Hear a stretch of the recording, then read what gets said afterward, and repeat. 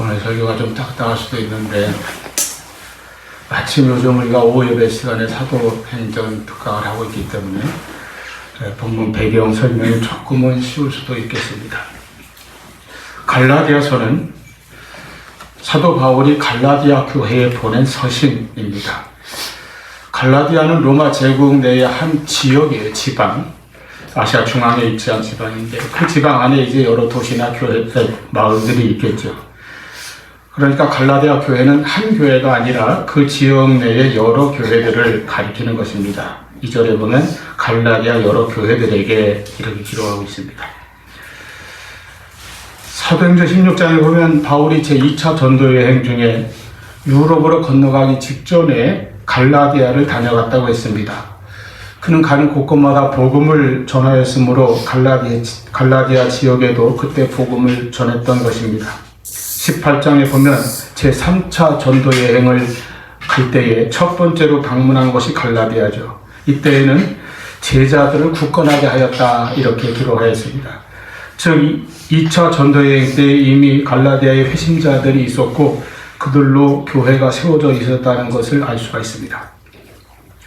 오늘 본문 1절부터 5절까지는 사도의 인사말입니다. 자기를 소개하고 또 상대방의 평강을 비는 이런 축복은 바울 서신의 공통적으로 나타나는 순서입니다. 서신의 서두가 이렇게 발신자, 수신자, 인사말로 이런 요소로 구성되는 것은 당시 헬라 사회나 유대 사회에서 관례적으로 사용하는 방법이기도 했습니다. 일종의 서식이죠. 다만 갈라디아서의 서론에서는 바울이 자신의 사도직을 조금 더 강조하고 있다는 특징이 있습니다. 그것은 갈라디아 교회들 안에 바울의 사도직을 공격하고 헐뜯는 사람들이 침투해 있었다는 것을 간접적으로 알려주죠. 그 다음에 이제 서신에서 이런 인사말 다음에는 의뢰의 상대방 수신자를 위하여 기도하거나 그렇지 않으면 하나님을 찬양하고 감사하는 내용이 이어지는 것이 다른 모든 바울 서신의 공통된 특징입니다.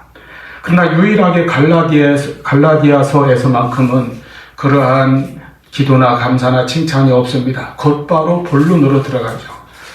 사도의 아주 급한 마음을 엿볼 수 있습니다. 더욱이 그 본론도 놀라움과 분노를 표현하는 그런 내용으로 이어지고 있다는 것입니다. 아주 파격적이죠. 그만큼 지금 이제 이 본론에서 다루고 있는 주제, 이 내용이 심각하다는 것을, 그리고 바울이 지금 이 문제를 얼마나 중요하게 여기고 있는지를 우리가 알 수 있습니다. 바울은 6절에서 그리스도의 은혜로 너희를 부르신 일을 이같이 너희가 속히 떠나 다른 복음을 따르는 것을 내가 이상히 여기노라 말합니다. 바울이 2차 전도여행을 통하여 복음을 전하여 세운 교회입니다. 또 3차 전도여행 때도 가장 먼저 들려서 그들의 신앙을 돌보아 주었습니다. 그런데 그들이 벌써 참된 복음에서 떠났다고 하는 것에 바울은 충격을 받았습니다. 바울이 전한 복음이 무엇입니까? 그것은 바울 개인이 전한 것이 아닙니다. 또 그가 만들거나 생각해낸 것도 아닙니다. 복음은 예수님으로부터 사도들에게로 또 사도들을 통하여 교회로, 모든 교회로 전해진 구원의 소식입니다. 구원의 길에 대한 말씀이죠. 인간을 구원하시려는 하나님의 복음입니다. 우리를 구원하시려고 육신으로 이 땅에 오셔서 우리 모든 죄를 하셔서 십자가에 죽으시고 부활하신 예수 그리스도의 소식이 바로 복음입니다. 인간은 하나님을 떠나 죄 가운데 살며 자기 욕망만을 위해 사는 죄의 길을 가고 있었습니다. 모든 인간은 본질적으로 죄인입니다. 하나님께서는 독생자를 구원자로 보내주셨습니다. 예수님께서 우리 죄를 십자가에서 다 담당하셨습니다. 예수님의 죽으심은 우리 죄를 위한 대속의 죽음이었다고 하는 것입니다. 그래서 우리 죄를 사해 주시고 우리 모든 죄를 해결해 주시고 그 죄에서 구원하셨습니다. 그리고 부활하셔서 우리의 구원이 완성된 것을 보여주셨습니다. 죄의 결과인 심판과 사망에서, 영원한 멸망에서 우리가 건짐을 받고 의로워졌으며 영생을 얻게 되었음을 입증해 주신 것입니다. 이렇게 구원은 십자가와 부활을 통해서 우리에게 주신 전적으로 하나님의 은혜입니다. 내가 구원받는데 인간의 노력이나 공로는 어떤 역할도 할 수가 없습니다. 로마서 3장 23절에 모든 사람이 죄를 범하였음에 하나님의 영광에 이르지 못하더니 하였습니다. 로마서 6장 23절에 그 죄의 삭선 사망이라고 하셨습니다. 이 죄의 문제를 인간의 어떤 노력이나 행위로 공로로 해결할 수가 없습니다. 오직 예수님의 십자가와 부활을 믿고 전적으로 의지할 때만 우리는 구원을 받습니다. 그것이 믿음이에요. 그래서 구원은 오직 은혜이고 오직 믿음으로 받습니다. 에베소 2장 8절 너희가 그 은혜에 의하여 믿음으로 말미암아 구원을 받았으니 이것은 너희에게서 난 것이 아니요 하나님의 선물이라. 아멘. 할렐루야. 아멘. 이것이 복음이에요. 은혜로 믿음으로 받는다. 이것이 복음입니다. 본래 구약의 이스라엘 백성들은 하나님이 주신 율법을 철저히 지킴으로 구원을 받고자 했습니다. 그리고 구원받은 백성이라는 징표로, 선택된 백성이라는 징표로 할례를 향하였습니다. 그러나 율법을 온전히 지킬 수 있는 능력이 인간에게는 없습니다. 누구도 율법을 통해 하나님을 만족시킨다든가 구원에 이를 수 있는 사람은 아무도 없습니다. 그래서 하나님께서는 계속 인류의 구원을 위해 구원자를 보내주시겠다고 메시아를 약속하셨고 오신 구원자가 바로 예수 그리스도이십니다. 초대교회 사도들과 모든 전도자들은 바로 예수님의 복음을 전했습니다. 예수님의 십자가와 부활의 소식이 복음이었습니다. 예수님을 구원자로 믿고 나의 구조로 영접하면 구원을 받는다는 소식이죠. 그런데 얼마 있지 않아서 교회 안으로 다른 주장을 가진 사람들이 들어오기 시작했습니다. 유대 율법주의를 완전히 벗어버리지 못한 사람들입니다. 그들은 교회 안에서 예수를 믿어서 구원을 받지만 그것만으로 끝나서는 안 되고 그것만으로 다가 아니고 그 다음에 율법도 지켜야 하고 할례도 받아야 한다고 이렇게 가르친 것입니다. 사실 이 문제는 교회의 이방인 선교가 시작되고 나서 얼마 되지 않아 바로 나타난 적이 있습니다. 사도행전 15장의 예루살렘 회의가 대표적이죠. 안디옥 교회가 바나바와 바울을 파송해서 소아시아 일대를 다니며 전도 여행을 하였습니다. 가는 곳마다 먼저 유대인들에게 복음을 전했는데 그들이 받아들이지 아니하면 그 다음에 이방인에게 가서 복음을 전합니다. 이방인들이 오히려 더 빨리 더 많이 말씀을 듣고 믿고 회심하고 예수 그리스도 영접하고 그리스도인이 되어서 교회를 곳곳에 세우게 되었습니다. 그렇게 해서 1차 전도 여행을 성공적으로 마치고 돌아오니까 예루살렘에서 유대인들이 찾아와 모세의 법대로 할례를 받지 아니하면 능히 구원을 받지 못하리라 하고 가르치기 시작했습니다. 여기서 이제 격렬한 논쟁이 벌어지고 결국 이 문제로 예루살렘에서 사도들과 교회 지도자들이 모여 회의를 하게 된 것이죠. 이게 예루살렘 회의입니다.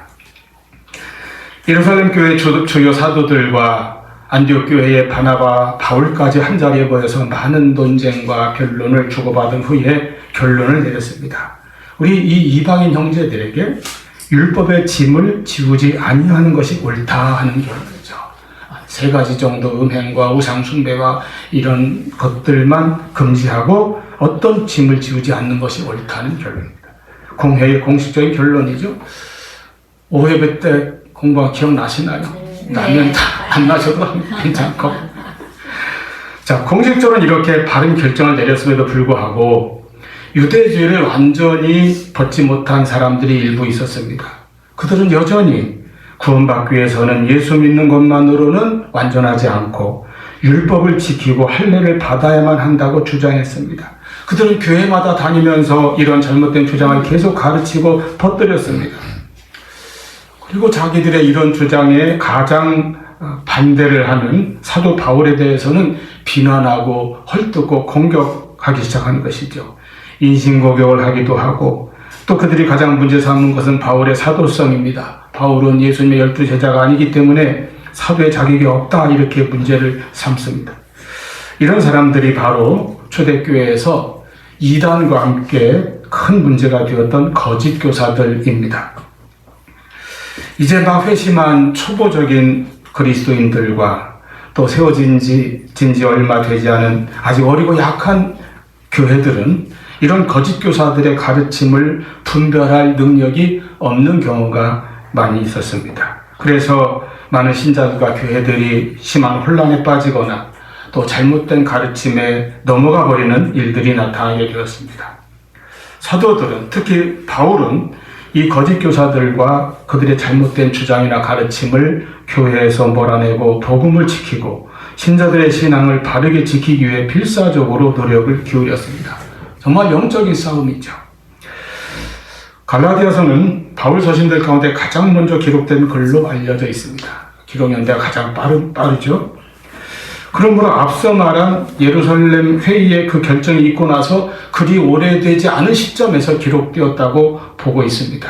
그런데 그때 이미 갈라디아 신자들이 올바른 복음을 떠나서 다른 복음을 따른다는 그런 소식을 바울이 듣게 되었던 것입니다. 얼마나 안타깝고 답답한 노릇이겠습니까? 그들에게 예수 그리스도의 구원의 복된 소식, 복음을 전해주어 그들이 예수를 믿고 회심을 하였는데 이렇게나 빨리 거짓 교사들에게 속아서 다른 복음에 넘어가 버린 것입니다. 다른 복음이 무엇입니까? 여러분, 진리의 문제에 있어서 다르다고 하는 것은 틀린 것입니다.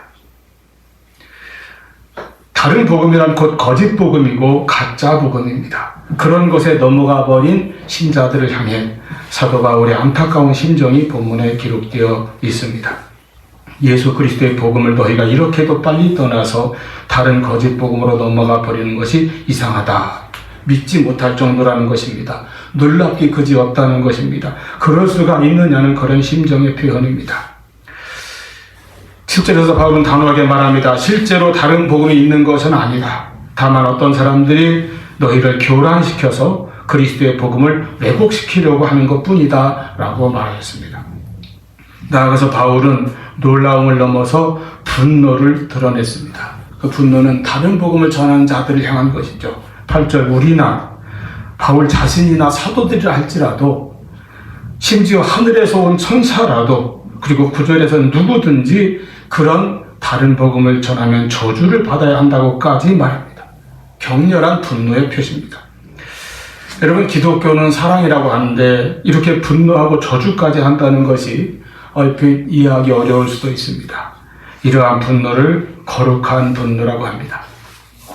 성경에 하나님의 사람들이 보인 거룩한 분노의 모습들이 있습니다.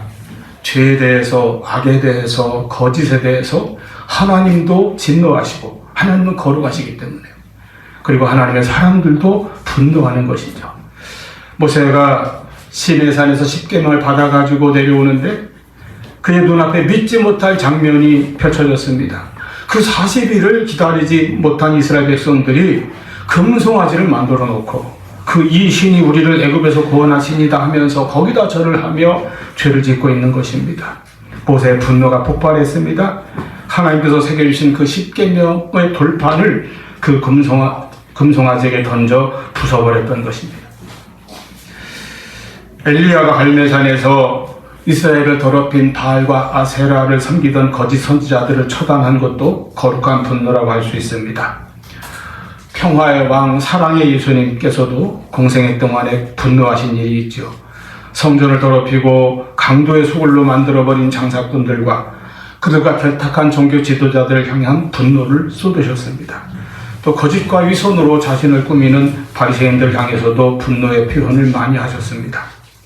이제 본문에서는 사도 바울이 인간의 영혼을 망치려 드는 거짓 교사들, 다른 복음을 주장하고 퍼뜨리는 자들에게 대해서 분노를 표현한 것이죠. 저주까지 내렸습니다. 왜 이렇게까지 합니까? 그만큼 복음이 중요한 문제이기 때문입니다. 잘못된 복음은 잘못된 신앙을 가져옵니다. 그래서 영혼을 망치고 영혼이 망하면 다 망하는 것이기 때문에 그렇습니다. 이 세상에서만 망하는 것이 아니라 영생에서 망하는 것입니다. 여러분, 복음이 유일한 구원의 길입니다. 복음이 생명입니다. 이 복음을 교묘하게 거짓으로 왜곡시키는 소위 다른 복음, 거짓 복음을 주장하고 가르치는 자들에게 바울이 분노하는 것입니다. 지금부터 약 500여 년 전 유럽의 한 성직자가 거룩한 분노를 표출했습니다. 1517년 10월 32일 한 젊은 독일인 수도사가 수도원 건물에서 나와 비텐베르크 시내를 가로질러서 성체 교회당으로 향했습니다. 그는 일종의 공공 게시판 역할을 하는 그 교회당 출입문에 95개 항으로 된 진술문, 논제라고도 하죠. 이 진술문이 적힌 전단을 못으로 박아서 걸었습니다. 그의 이름은 당시 로마 가톨릭 교회의 신부요 신학교 교수였던 마르틴 루터입니다. 이렇게 비텐베르크 성당 문에 붙인 95개조 논제는 공개 토론을 요청하는 초대장과 마찬가지였습니다. 당시 면죄부 판매를 비롯해서 가톨릭 교회의 부패와 타락성이 얼마나 심했는지 그것을 지적하는 논제가 95개조에 달했다는 사실이죠. 그는 그러한 반박문을 통해서 교회의 개혁을 외치고 요구하였습니다. 그는 교회를 무너뜨리려고 공격한 것이 아니라 참된 교회를 회복하자고 복음의 본질로 돌아가자고 외친 것입니다. 이것이 본격적인 종교개혁운동의 트리거, 시발점이 되었습니다. 그런데 이러한 루터의 요청을 로마 가톨릭 교회는 정당한 요구로 받아들이지 않았습니다. 그 지역 대주교는 이 사실을 교황에게 보고하였고 교황은 루터를 출교시키겠다고 위협하였습니다.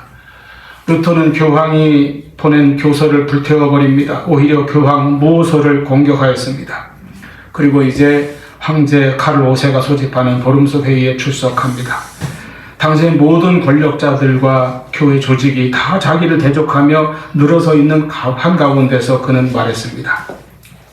하나님의 자비로 말미암아 황제 폐하와 여러 쟁쟁한 제후들, 주교 각하들 혹은 누구든 여기 계신 분들에게 요청하오니 저의 오류를 입증하고 논박해 주시고 그것을 신구약 성경에 비추어 반박해 주십시오.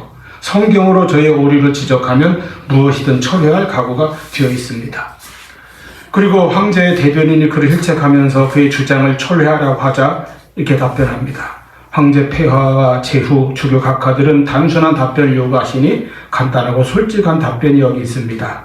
제 생각이 틀렸다는 걸 성경에 의해 깨닫지 않는 한, 그리고 제 양심이 하나님의 말씀에 사로잡혀 있지 않는 한 저는 그 무엇도 철회할 수 없으며 처리하지 않을 것입니다. 이것이 나의 입장입니다. 제가 여기 섰나이다. 하나님이여 저를 도우소서. 아멘. 루터의 이 같은 주장과 견해는 유럽 전역으로 퍼져나갔습니다. 그중 발명된 인쇄기계 덕분에 그 확산 속도도 빨랐죠. 여러 각 지역에서 루터의 주장과 사상에 동조하는 성직자들과 신자들이 일어났습니다. 루터의 동료 필립 멜랑턴, 스위스의 울리 쭈빙글리, 잉글랜드의 윌리엄 틴들, 제네바의 기욤 파렐과 존 칼빈, 요즘은 장 칼뱅이라고 이렇게 발음하죠. 이러한 개혁의 지도자들이 일어나서 진리를 외치고 복음의 기치를 세웠습니다. 이들 개혁자들의 주장을 요약해서 개혁운동의 표어가 탄생하게 되었는데 그것이 바로 오직 은혜, 오직 믿음, 오직 성경이라고 하는 표어입니다. 솔라 그라티아, 솔라 피데, 솔라 스크립투라. 이 3대 표어는 종교개혁의 중심이자 오늘 우리 교회도 여전히 붙잡아야 하는 복음의 기준입니다. 이제 전 세계에 계신 교회들은 루터가 1517년 10월 31일에 95개조를 붙인 그 날을 기념하여서 해마다 10월 마지막 주일을 종교개혁주일로 지킵니다. 그렇게 함으로써 그 개혁의 신앙과 정신을 계속 이어나가려고 하는 것입니다. 그럼 우리가 어떻게 그 종교개혁의 신앙과 정신을 이어나갈 수 있겠습니까? 첫째는 오직 복음으로 이 믿음에 굳건하게 서는 신앙입니다. 여러분, 종교개혁은 이제는 다 지나가 버린 과거의 사건이 아니라 오늘의 문제입니다. 왜 500년 전의 종교개혁이 지금도 여전히 중요합니까? 그것은 종교개혁이 바로 오늘 우리에게도 계속되어야 할 과제이기 때문입니다.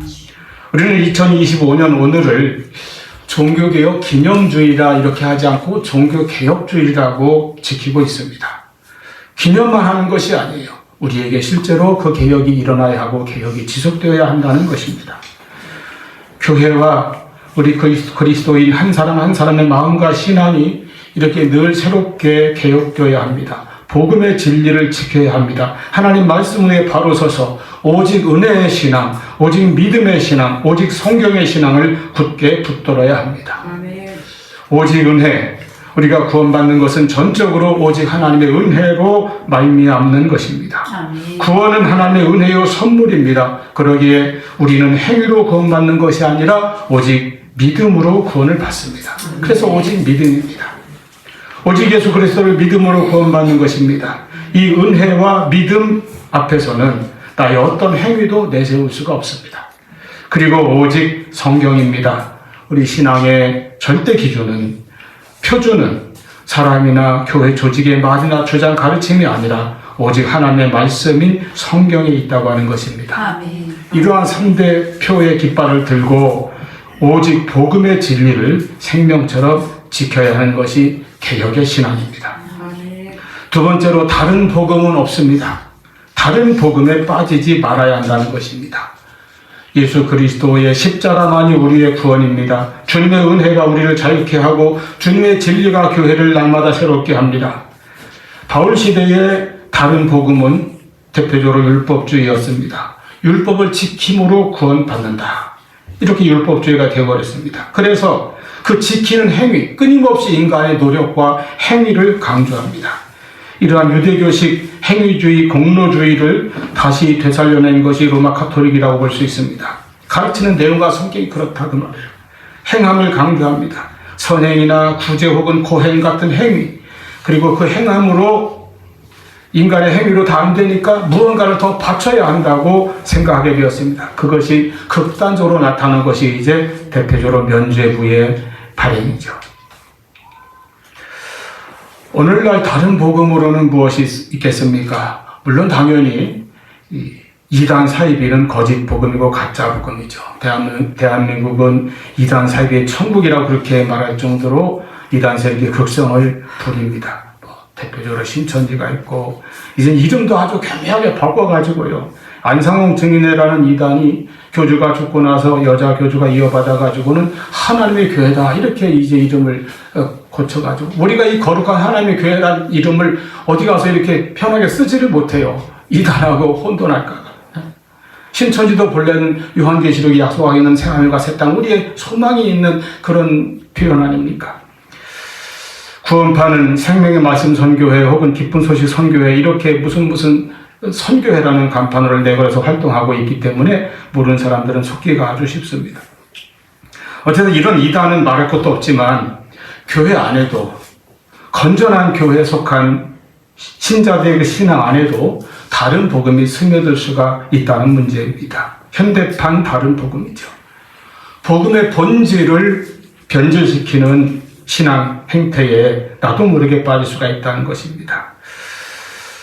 오직 물질의 축복만을 쫓는 미신적인 기복신앙도 그렇습니다. 또는 자기 개발을 그것이 신앙의 전부인 것으로 가르치는 유형도 있습니다. 이런 등등의 신앙은 인간의 근본 문제인 죄와 구원에 대해서, 회개에 대해서 말하지 않습니다. 예수님의 십자가와 부활을 가르치지 않습니다. 하나님 앞에서 중요한 것에는 관심이 없고 이 세상에서의 부와 성공을 구원이라고 여기게 만들고 그런 것을 추구하는 신자들을 만족시키는 것이 목적이 되어버린 그런 교회들입니다. 또는 반대로 중세 로마 가톨릭 교회가 그랬던 것처럼 자기 행위에 매달리게 만드는, 행위로 구원을 받게 만들려고 하는 그런 다른 복음도 있습니다. 그래서 구제든 선행이든 또 고행이든 계속 행위를 앞세우고 행위에 얽매이게 합니다. 그리고 신자들은 자기 행위로 만족하고 그 행위를 자기의 의로 은근히 내세우고 자랑합니다. 또 반대로 자기 행위가 부족하다고 좌절하고 낙심하기도 합니다. 이렇게 복음의 본질을 왜곡하는 여러 형태의 다른 복음에 빠지지 않는 것이 오늘 우리가 참된 종교개혁의 신앙을 지키는 자세입니다. 다른 복음에 빠지지 말고 오직 십자가와 부활을 통한 예수 그리스도의 구원의 복음을 굳게 지키는 우리 모두가 될 수 있기를 바랍니다. 아멘. 세 번째로 우리 신앙은 사람을 좋게 하는, 사람을 기쁘게 하는 신앙이 아니라 하나님을 기쁘시게 하는, 하나님의 기쁨을 구하는 신앙이 되어야 할 것입니다. 아멘. 사도 바울은 자신의 모든 행동과 주장이 사람들 때문이 아니라 하나님 때문임을 확신했습니다. 10절, 내가 지금 사람들의 마음을 기쁘게 하려 하고 있습니까? 아니면 하나님의 마음을 기쁘시게 해드리려 하고 있습니까? 아니면 사람의 환심을 살해하고 있습니까? 내가 아직도 사람의 환심을 살해하고 있다면 나는 그리스도의 종이 아닙니다. 여러분, 신앙은 하나님을 섬기는 것이지 사람을 기쁘게 하는 것이 아닙니다. 사람에게 잘 보이고 사람에게 눈치 보이는 그런 신앙의 자세가 아니라는 것입니다. 그리고 이런 자세는 자기 자신에게도 마찬가지입니다. 신앙의 목적을 자기를 기쁘게 하는 자기 만족과 자기 욕망의 성취에만 두는 그런 신앙을 말하는 것입니다. 시내산에서 이스라엘 백성들이 왜 금송아지를 만들었습니까? 그들은 모세가 오랫동안 내려오지 않자 우리를 위한 신을 만들자 하여 만든 것이 금송아지예요. 우리를 위한 신. 즉 금송아지는 나의 목적과 내 욕망을 위한 신입니다. 오늘날 내 목적을 위해서, 내 욕망을 위해서 하나님을 이용만 하려 하는 신앙의 태도가 있다면 그것이 금송아지 우상숭배에 빠지게 하고 다른 복음으로 변질될 그런 위험이 있다고 하는 것입니다.